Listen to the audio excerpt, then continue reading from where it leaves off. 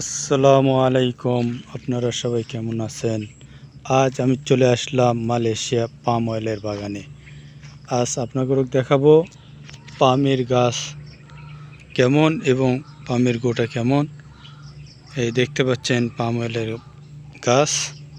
প্রথমে আপনাদেরকে দেখাবো এই ছোট থেকে এই পাম অয়েলের গাছ।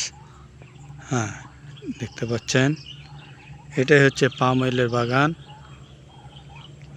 পামের গোটা দেখতে পাচ্ছেন। হ্যাঁ, দেখেন এইরকমভাবে সারিবদ্ধভাবে গাছগুলো লাগানো আছে। হ্যাঁ, এতে দেখতে পাচ্ছেন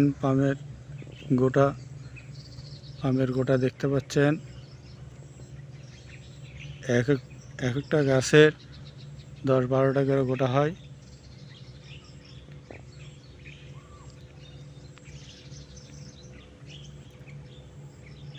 সারিবদ্ধভাবে এগুলো পামের গাছ লাগানো আছে।